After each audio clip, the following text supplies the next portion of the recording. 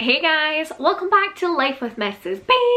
Today, it's been like a little while since I've done a sit down video, so here I am doing a sit down video, but you might be a little confused and thinking, Paula, this is Foodie Friday, why are you sitting your big old butt down? Because this Foodie Friday is a little bit differently. Normally for Foodie Fridays, I share things like recipes or what we ate in the week for dinners or packed lunch ideas, that kind of thing, what we ate in a day, kids what eat in a day, and all that jazz.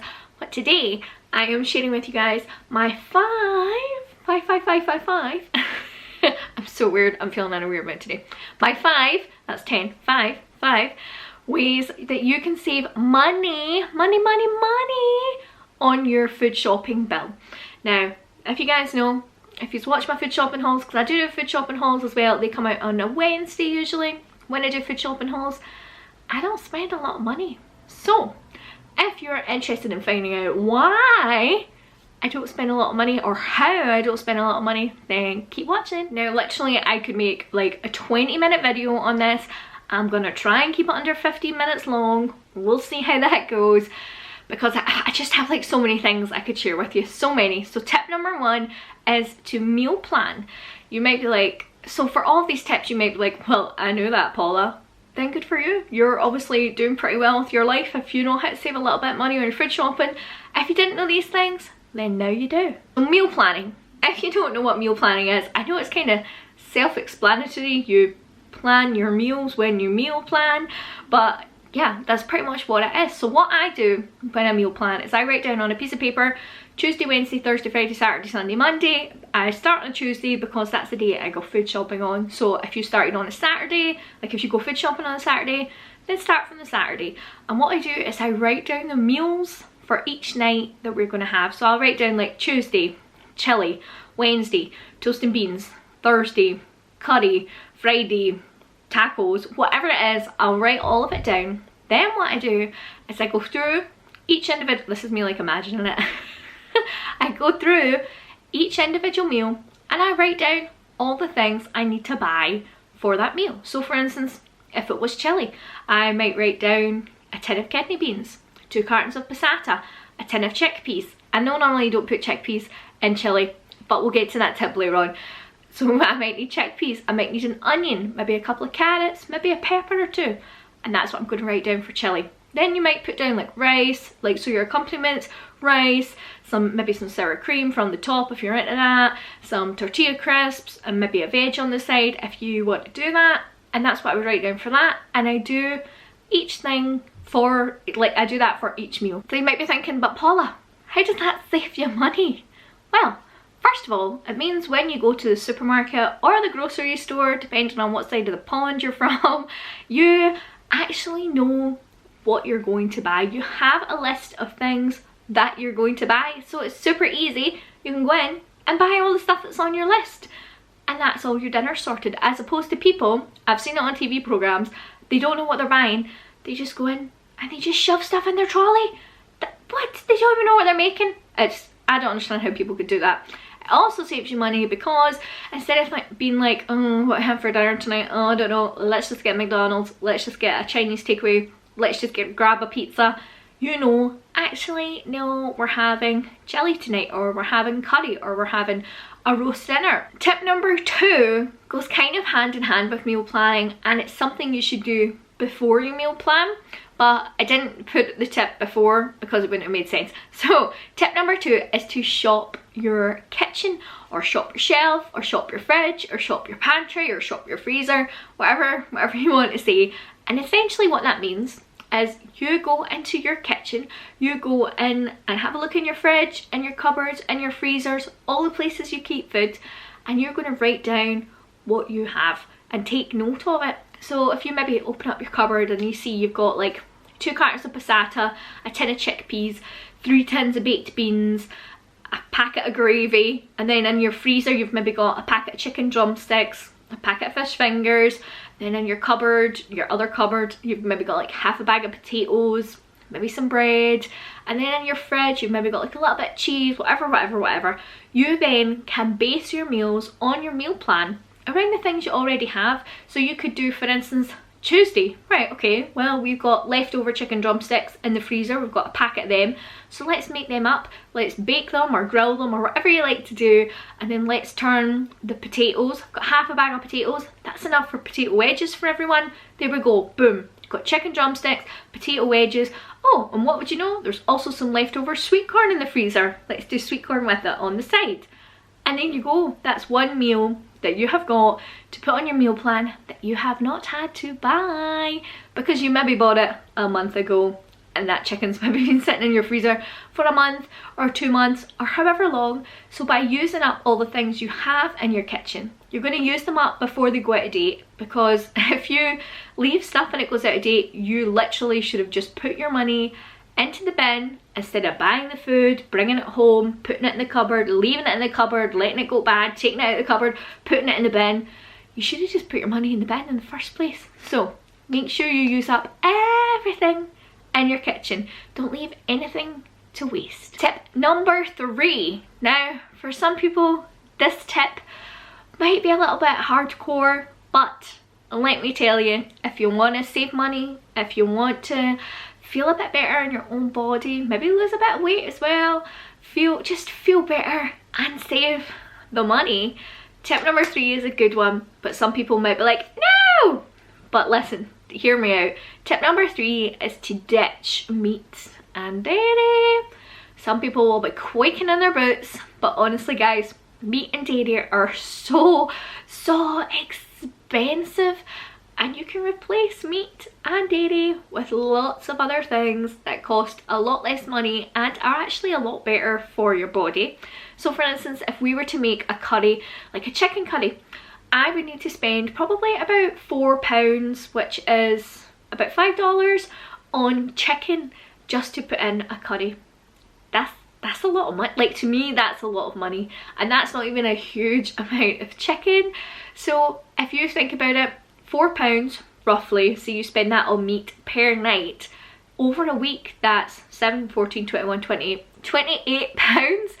That's a lot of money. That's a lot of money. So what I do is I take that chicken out, I don't even buy it anymore, and instead I replace it with 2 tins of chickpeas. They're already cooked. You could save even more money by buying dried chickpeas or beans or lentils or whatnot, and then like cooking them yourself before you put them into your curry. But tins of chickpeas in Lidl, which is where I'd be shopping, they are 33p a tin. So for 2 tins, that's funnily enough 66p, which when compared to the cost of the chicken for the curry is £4 minus 66p. So what's that, like £3? £3.30? I don't know, I'm not very good at math. Yeah, it's like £3.33 or whatnot, or £3.34, £3.34. See, oh, I'm terrible at math, that was terrible. But yeah, that's a big amount of money. So say you saved £3, we'll round it up to £3. Say you only do that maybe once a week over the course of a year, that's £150. That's a lot of money, and it probably won't feel like you're doing much just by eating meat, like one meal, no meat rather, going meat free, 1 meal a week. That's not really a big deal, and that would be £150. That's like a weekend away somewhere, or like a couple of really fun days out for you and your family, whatever you like to spend your money on, or maybe you just like to save it, or you're saving towards a holiday. That's a lot of money. There are so many meat-free options that you can do.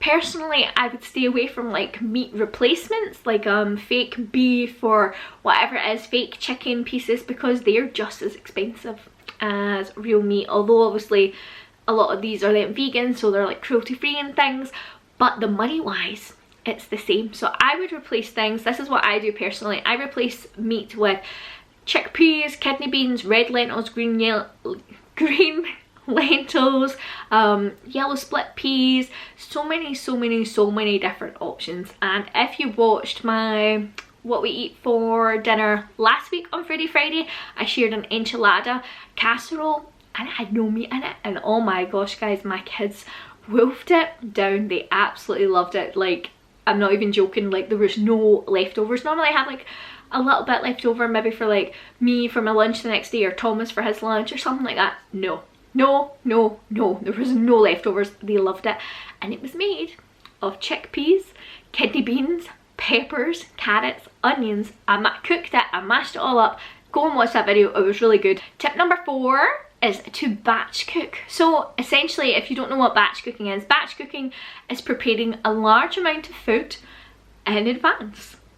That sounds super easy. So you can batch cook in several different ways. Before, in the past, I think I shared it on a Foodie Friday, I had like a big freezer cooking session. So I cooked lots of meals, or prepared lots of meals, because I didn't necessarily cook them all. Some I cooked fully, some I just like prepared, and then I put them into the freezer. It was actually for when I went into hospital and had an operation recently. When was that? Start of March. So you guys can, if you want to see that, go back to Foodie Friday at the start of March. And I prepared all these meals. So we would have lots of nutritious and delicious, because my husband's not good at cooking, delicious meals that we could eat whilst I was recovering. But that, you can do that anytime. So that anytime when you come in from work, or maybe you've had a long day with your kids, whatever it is, you've got a meal like pretty much ready to go. So you could batch cook like that. Or another option you can batch cook is when you make a dish. So say like you make a lasagna, instead of making one lasagna, make 2 lasagnas. Why does nobody think of these things? That's maybe what you're thinking to yourself. Honestly guys, it's so easy. Whatever you're making, double it up. Maybe even make 3 or 4 of them. If you're making a lasagna, for talking's sake, when you cut up an onion to make like your red sauce, your marinara sauce, whatever, however you do it, it doesn't really take that much more effort to cut up another onion for a second lasagna. When you're frying that onion off or browning it off, it doesn't take any more effort or any more time to brown one onion than what it does to brown 2. Same like the mince, if you're using meat, it doesn't really take that much more effort. But then you've got this lasagna ready. You can either put it in your fridge and eat it a couple of days later, or you can wrap it up, put it in your freezer, and then next week, the week after, whatever, you've got a lasagna like ready just to come out the freezer and go in the oven. It's amazing. And then there is batch cooking where you kind of, it's more like a kind of meal prep, where you might just do specific things like maybe your lunches, prepare your lunches and take your lunches with you to work, like on a Monday or Sunday night. Prepare them all for the week ahead, or whatever day suits you. Prepare them for the week ahead. If you've got a microwave, freeze your stuff and then you can take it in the like cook it, defrost it, heat it up. This is me. In the microwave, it's so good. Saves a lot of money. I know a lot of people spend a lot of money on lunches at work or at school, and I don't have that money to spend. Like, I know some of the people that Thomas works with, that's my husband, spend anywhere from £5 to £10 a day on food when they're at work. And I mean, like, that's like snack van food that they're buying. If you don't know what a snack van is, I don't even really know how to describe a snack van, but literally it's like fast food that they're buying. It's not good for your body, it makes you feel rubbish, it's not going to help them do their job very well, it's not very good for your brain, and it costs a lot of money. It's like full of calories, full of crap. I don't love that word, but it is full of crap. Why? I don't understand why you would do that. When you can make yourself something for like £1 or £2 and have like some delicious home cooked food. I don't know why you would do it. And the ways that batch cooking saves you money is really simply, like, instead of being like, oh, I'm so hungry, I don't want to cook tonight, I'm just going to go and pick up £20 worth of pizza, £30 worth of pizza, if you've got a big family like us. Instead of doing that, you're like, I've already got lasagna ready, I can just put it in the oven and it's done. I don't even need to get an apron on, I don't need to do anything. I would much rather have that lasagna. So that is how batch cooking saves us money. And then also with preparing Thomas's lunches, saves us money on him buying rubbish lunches that don't do any good for him. My 5th and final tip is to utilise your freezer. You might be like, what, Paula? What? I use my freezer, it's got peas in it. No, I mean more than peas. Use it for more than peas. When you see things reduced in shops, if that's the kind of shop you go to, buy them, put them in the freezer, save them for another day. If you've got leftovers, don't bin them, or don't put them in the fridge and maybe nobody eats it and then you need to put it in the bin. Don't do that. Put it in like a little one-person Tupperware dish and put it in the freezer. Save yourself some money that way. But if you know, for instance, you maybe go through 2 loaves of bread a week, but you want your bread to be a bit fresher, so towards the end of the week, so what you might do is you might pop into the shops again during the week for like a top-up shop and buy another loaf of bread But let's face it, does anybody ever just buy one loaf of bread? No, you don't. You then like, oh, look, there's cakes next to the bread. I'm just going to get a little cake. Oh, maybe I'll get a drink to go with that cake. Oh, I'm going to get some juice. Maybe we could have some crisps tonight. I'm going to go and buy some crisps. And this goes on and on and on. And it's not good. You spend so much more than what you were going to spend on that like 50 pence or £1 loaf of bread. So you can actually freeze, this blows people's minds, you can freeze so many things. You can freeze bread, you can freeze bagels, you can even freeze cakes, you can freeze, you know those big muffins you buy from Costco and they come like in packs of 6 and you get 2 packs for like £6. You can freeze them. I know people are like, you blow my mind, Paula. But honestly, you can freeze it. If you eat meat, you can freeze like cooked ham, cooked chicken, you know, like you put in sandwiches for your kids to take to school. You can freeze that. You can make your own frozen fruit. There's so much stuff you can freeze. Bagels is a big one that we freeze. And then open up your freezer. Ta-da! Here's a packet of bagels. They'll be defrosted. Like if you take them out the night before, they're well defrosted in the morning, but you can even take them out in the morning. They'll be defrosted for lunchtime. So much easier than going and just like popping into the shop and coming away with well more than what you thought you were going to get. So guys, they are my 5 top tips for saving money when it comes to food shopping. Also, I didn't include these, but shop around. Make sure you're getting the best price for your groceries. Personally, I shop in Lidl. Lidl, man, we should do a deal. You should like hit me up here. Like it was a match made in heaven. We should be together. But yeah, I love Lidl. They offer great prices.